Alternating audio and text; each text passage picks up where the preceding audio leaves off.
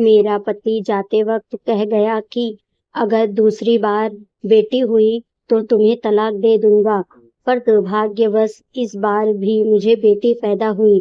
तलाक के डर से मैंने अपनी बेटी एक डॉक्टर को दे दी और पति को बताया कि मुझे बेटा पैदा हुआ था।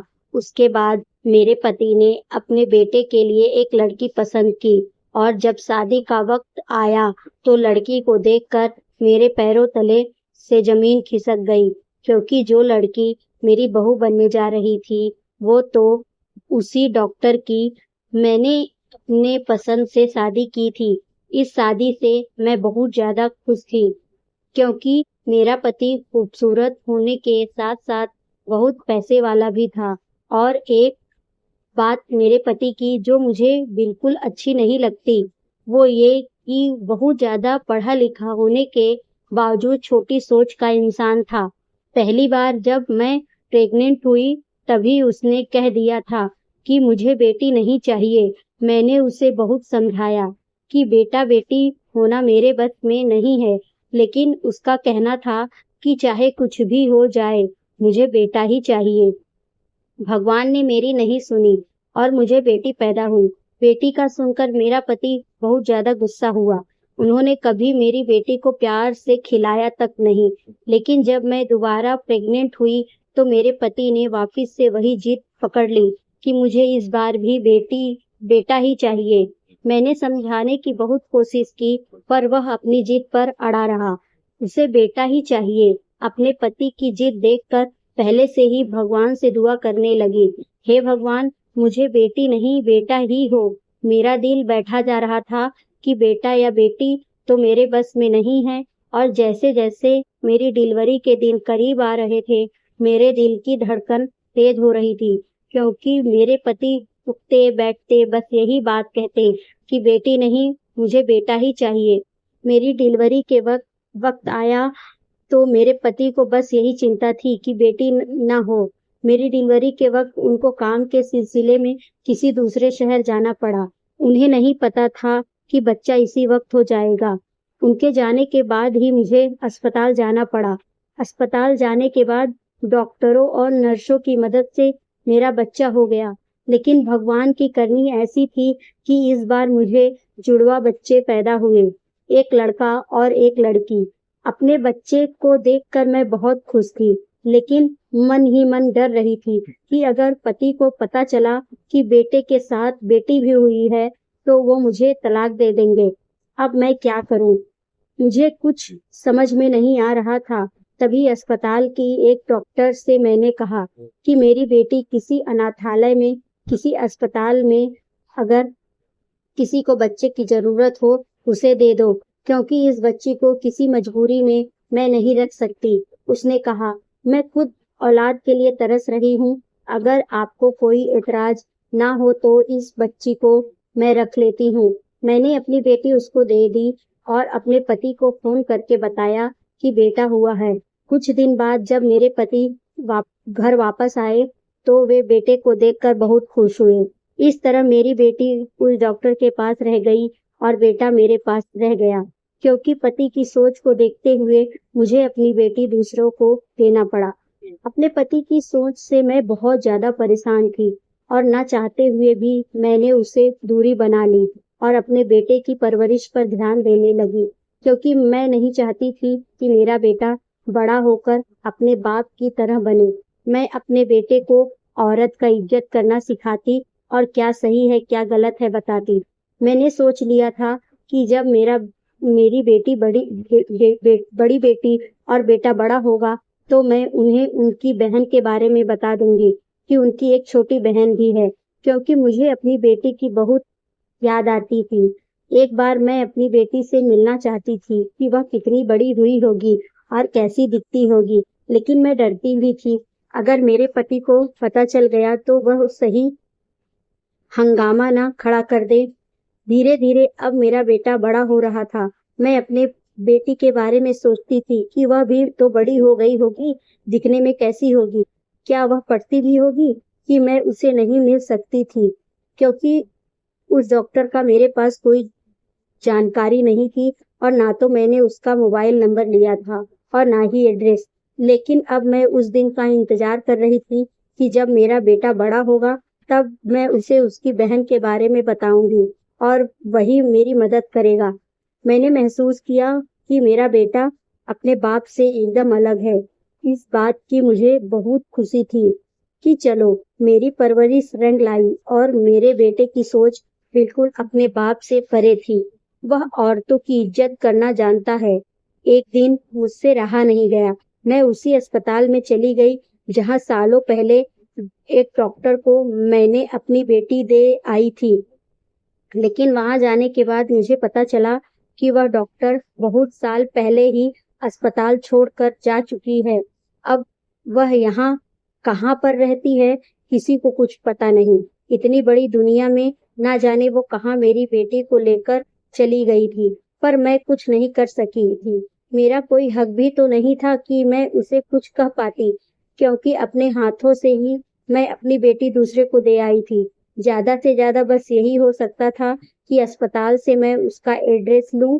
मेरी बेचैनी बहुत ज्यादा बढ़ चुकी थी, क्योंकि पहले तो मुझे यह तसल्ली थी कि मैं उसे कभी भी मिल सकती हूँ, चाहे किसी भी रूप में। जरूरी तो नहीं कि मैं उसे बताऊं कि मैं उसकी माँ हूँ, पर अब मैं कुछ नहीं कर सकती थी। मैं यही सब सोचकर घबराती जा रही थी कि जिसको मैंने अपनी बेटी दी थी अब वही गायब है। मुझे बेचैनी हो रही थी कि मेरी बेटी जिंदा है कि नहीं। मैंने अस्पताल से उस डॉक्टर का एड्रेस निकलवाया, जो बहुत मुश्किल से मिला। दूसरे दिन ही मैंने उसके घर जाने का फैसला कर लिया। मैं जैसे जैसे उसके घर की तरफ जा रही थी, मेरी बेचैनी बढ़ती चली जा रही थी, क्योंकि बहुत सालों बाद मैं अपनी बेटी से मिलने वाली थी। वह मुझे देखकर मेरे बारे में क्या सोचेगी, मन में कई सारे सवाल चल रहे थे। उसको कैसे बताऊंगी कि मैं उसकी माँ हूँ। पर जब मैं उस पते पर पहुंची तो दरवाजे पर बड़ा सा ताला लगा हुआ था। आसपास के पड़ोसी से पता चला कि वो औरत तो बहुत पहले ही यह घर छोड़कर जा चुकी है। वह औरत कहाँ गई किसी को कुछ मालूम नहीं था, लेकिन लोगों से यह बात पता चली कि उस औरत की एक बेटी थी। यह सब जानकर मुझे बहुत दुख हुआ। इतने सालों बाद मैं अपनी बेटी से मिलने भी आई तो वह मुझे नहीं मिली, और मुझे अपनी बेटी का पता करना भी था, तो छुपा छुपा कर, क्योंकि यह बात तो मेरे पति को पता भी नहीं थी कि मेरी एक बेटी भी है। वहां से मैं खाली हाथ अपने घर आई और अपने घर के कामों में लग गई। लेकिन बार बार मुझे अपनी बेटी का ख्याल, काश उस दिन मैं अपनी बेटी को उस डॉक्टर को नहीं दी होती तो आज मेरी बेटी मेरे पास होती। यही सोच सोच कर अंदर ही अंदर रो कर रह जाती, पर किसी से कह नहीं पाती। एक दिन मेरे पति ने मुझे बताया कि उन्होंने अपने बेटे का रिश्ता तय कर दिया है। अपने पति के मुंह से यह शब्द सुनकर मैं हक्का बक्का सी रह गई और उनसे कहने लगी कि आपने मेरे बिना इजाजत के ऐसा कैसे कर दिया। मेरे पति ने कहा कि मैंने अपने बेटे से पूछा था कि अगर उसकी जिंदगी में कोई है तो वो मुझे बताए, लेकिन उसने कहा कि नहीं, उसकी जिंदगी में कोई भी लड़की नहीं है और जहां हम कहेंगे वहीं वहां शादी करने को तैयार हो जाएगा। इसलिए मैंने अपनी मर्जी से उसकी शादी तय कर दी है और तुम ही खामोशी से इस रिश्ते पर राजी हो जाओ और आगे की तैयारी शुरू करो। मैंने कहा ठीक है, पर एक बार तो मेरी होने वाली बहू से मुझे मिलवा दो। मेरे पति ने कहा कि तुम्हें मेरी पसंद पर भरोसा नहीं है, और रही बात पसंद नापसंद की, तो मैंने अपने बेटे को उससे मिलवा दिया है। शायद मैं तुम्हें बताना भूल गया होगा, और तुम भी शादी के दिन अपनी होने वाली बहू से मिल लेना। मुझे पता था कि मेरे पति की बात पत्थर की लकीर है। मेरे लाख कहने पर भी मेरे पति ने मेरे होने वाली बहू से मुझे नहीं मिलाया। ना चाहते हुए भी मुझे अपने बेटे की शादी की तैयारी करनी पड़ी। जिस दिन मेरे बेटे की शादी थी, हम लोग बारात लेकर दूसरे शहर चले गए। आज मैं पहली बार अपने होने वाली बहू से मिलने वाली थी। बार बार मेरे मन में यही ख्याल आता कि ना जाने लड़की कैसी होगी जो मेरे घर में बहू बनकर आएगी। आज मुझे अपनी बेटी बहुत याद आ रही थी कि काश आज वह हमारे साथ होती तो भाई की शादी में बहुत खुश होती। उसके भी कितने अरमान होते। यह सब सोच सोच कर मैं अंदर ही अंदर बहुत खुश थी। लेकिन ना चाहते हुए मैंने अपने चेहरे पर मुस्कुराहट सजाया हुआ था, क्योंकि आज मेरे बेटे की शादी थी। बारात एक होटल में रुकी थी। देखने में लड़की के घर वाले अच्छे खासे खाते पीते घर के लग रहे थे। बारातियों से मिलने के बाद मैंने उनसे पूछा कि मेरी होने वाली बहू और उसकी माँ कहाँ पर हैं। पता चला दुल्हन पार्लर से नहीं आई है और उसकी माँ इधर ही है। मेरी बहू की माँ चल गया था कि मैं उसके बारे में पूछ रही हूँ। थोड़ी देर बाद वह मुझसे मिलने चली आई, लेकिन जब उसकी और मेरी नजर एक साथ मिली तो मेरे कदमों तले जमीन खिसक गई, क्योंकि यह कोई और नहीं बल्कि वही डॉक्टर थी जिसको सालों पहले मैंने अपनी बेटी दी थी। अभी इस बात में तो कोई शक ही नहीं था कि मेरी बेटी ही मेरी होने वाली बहू बनने जा रही थी। यह रिश्ता बिल्कुल भी जायज नहीं था। एक भाई और बहन की शादी होने जा रही थी। मैंने उस डॉक्टर से कहा कि शादी रोक दो, लेकिन उसने मेरी बात को अनसुना कर दिया। मैं चाह कर भी शादी रोक नहीं पा रही थी कि कैसे सबको यकीन दिलाती कि जिसे मेरे बेटे की शादी होने जा रही है वह कोई और नहीं बल्कि मेरी बेटी है। लोग मेरी बातों पर कैसे विश्वास करते, मुझे तो कुछ समझ में नहीं आ रहा था। मैं कई बार डॉक्टर को यह बात समझाने की कोशिश की, पर उसने इस बात को इग्नोर कर दिया। क्या उसे नहीं पता था कि यह दोनों भाई बहन हैं और इनकी शादी जायज नहीं है? ऐसा कैसे कर सकती थी। मैंने उसे कई बार समझाया तो उसने कहा, मैं कोई हंगामा खड़ा नहीं करना चाहती, मैं शांति से शादी करना चाहती हूँ। उसकी बात सुनकर मुझे बहुत बेचैनी होने लगी। मुझे कोई भी रास्ता समझ में नहीं आ रहा था। इसीलिए मैंने सब कुछ भगवान पर छोड़ दिया कि जो हो रहा है होने देते हैं। मैंने सोच लिया था कि शादी के बाद जब मैं अपनी बहू को लेकर लेकर जाऊंगी तो मैं यह बात उन्हें बता दूंगी कि वह दोनों भाई बहन हैं। मैं अपने आप को कई तरीके से समझाने की कोशिश की, लेकिन मेरा मन किसी भी तरह समझने को तैयार नहीं था। मैं बिल्कुल खुश नहीं थी। कुछ लोगों ने तो यह भी कह दिया कि दूल्हे की माँ इस शादी से खुश नहीं है, लेकिन उन्हें क्या पता था कि मैं किस तकलीफ से गुजर रही हूँ। देखते ही देखते मेरी नजरों के सामने एक भाई और बहन की शादी हो गई और चाह कर भी मैं इस गुनाह को रोक नहीं पाई। शादी होने के बाद जब विदाई का वक्त आया तो हम अपनी बहू कहें या बेटी उसे विदा करवा कर के लिए निकल पड़े। उसी गाड़ी में बैठी जिस गाड़ी में मेरा बेटा और मेरी बेटी बैठे थे। लोगों को थोड़ा अजीब भी लगा कि दूल्हा और दुल्हन की गाड़ी में बैठने की क्या जरूरत, लेकिन मैंने आज किसी की एक न सुनी। मैं अपनी बेटी की तरफ ही देखती जा रही थी। वह इतनी खूबसूरत थी कि उसके ऊपर से तो मेरी नजर ही नहीं हट रही थी। शायद सालों की कशिश थी या ममता की प्यास जो इतने सालों से मेरे दिल में दबी हुई थी और आज उभर रही थी। शायद उसे मेरी नजरों का एहसास हुआ, इसलिए मुझसे पूछा, माँ क्या बात है, आप मुझे ऐसे क्यों देख रही हैं? लेकिन मैंने इस बात को टाल दिया। मैंने देखा मेरा बेटा इस शादी से बहुत खुश नजर आ रहा था। शायद उसे भी यह लड़की पसंद आई थी। इन दोनों को देखकर मैं सोच रही थी कि यह दोनों ना जाने अपने दिल में एक दूसरे के लिए कितने पाप सजा लिए होंगे, लेकिन जब दोनों को हकीकत पता चलेगी तो इनके दिल पर क्या गुजरेगी। पर हकीकत बताए बगैर गुजारा भी नहीं हो सकता था। यही सब सोचते सोचते मेरे दिमाग पर बहुत ज्यादा जोर पड़ गया और बैठे बैठे बेहोश हो गई। मेरे पति मुझे जल्दी से हॉस्पिटल ले गए। दिमाग पर बहुत ज्यादा जोर पड़ने की वजह से मैं बेहोश हो गई थी और काफी थकान की। जब मुझे होश आया तो मैं घबरा कर उठी, पर डॉक्टर ने मना किया। डॉक्टर को क्या पता था कि मैं किस सोच से गुजर रही हूँ। डॉक्टर को तो बस मेरी सेहत देखनी थी, इसलिए इंजेक्शन लगा दिया। तकरीबन 2 दिन बाद मुझे होश आया। तब यह एहसास हुआ कि 2 दिन गुजर गए हैं, तो मैं उठकर बैठ गई, क्योंकि बहुत बड़ा अनर्थ हो गया था और यह बात मेरे अलावा किसी को भी नहीं पता थी कि आज मेरी वजह से मेरे बेटे और मेरी बेटी की जिंदगी खराब हो गई थी। थोड़ी बहुत मेरी तबीयत में सुधार हुआ तो मैंने जिद कर दी कि मुझे जल्दी से अपने घर जाना है, लेकिन डॉक्टर मुझे अभी भी घर जाने की इजाजत नहीं दे रहे थे। शायद मेरे दिमाग पर बहुत ज्यादा जोर पड़ गया था और इसलिए मेरा लंबा इलाज चलना था। मैंने अपने पति से कहा कि वह मेरे बहू और बेटे को बुला दे, मैं उन्हें देखना चाहती हूँ। तो मेरे पति ने उन दोनों को बुलवा लिया।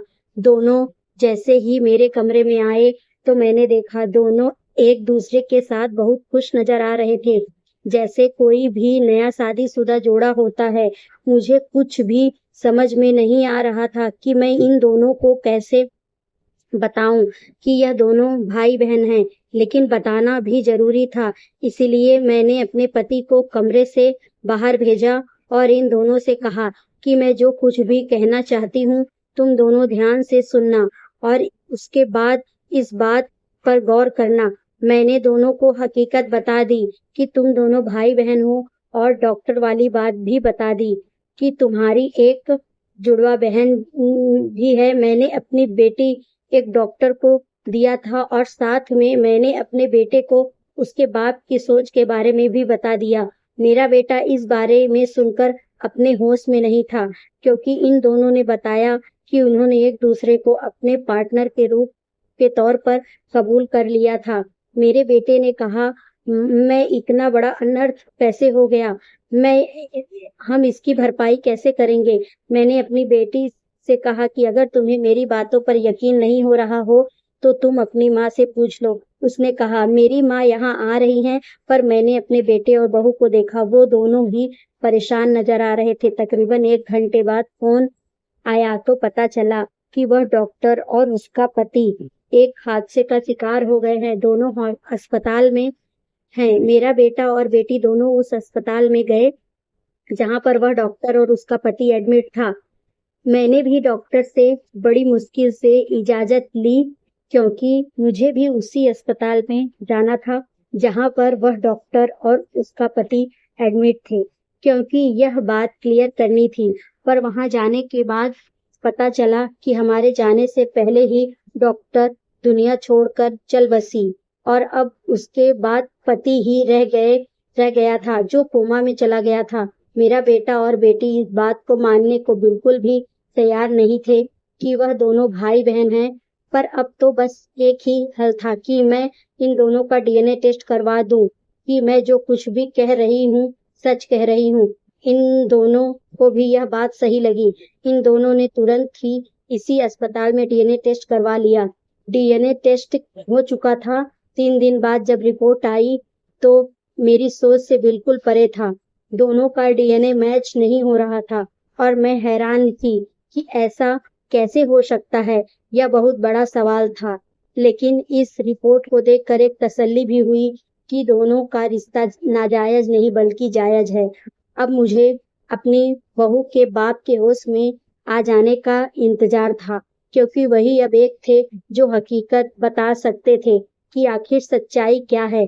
तकरीबन 1 महीने बाद उसे होश आया। उसने बताया कि जो लड़की मेरी पत्नी अस्पताल से लेकर आई थी वह बहुत बीमार थी। 2 महीने बाद ही उसकी मौत हो गई थी, लेकिन उसके तुरंत बाद भगवान ने हमें अपनी बेटी दे दी। यह लड़की हमारी अपनी बेटी है। अब मुझे समझ में आया कि शायद इसीलिए डॉक्टर इस रिश्ते से खुश थी और वह इस खुशी के मौके पर मुझे अपनी बेटी की मौत की खबर नहीं सुनाना चाहती थी कि मैं यह जानने के बाद कहीं दुखी न हो जाऊं। सुनकर मुझे बहुत दुख हुआ, लेकिन मैं कर भी क्या सकती थी। शायद ईश्वर को यही मंजूर था, लेकिन एक तसल्ली भी थी कि मेरे बेटे और बहू की शादी जायज है और वे एक दूसरे के साथ बहुत खुश हैं। दोस्तों, अगर मेरी कहानी आपको अच्छी लगी हो तो प्लीज मेरे चैनल को लाइक एंड सब्सक्राइब करना मत भूलिएगा। धन्यवाद।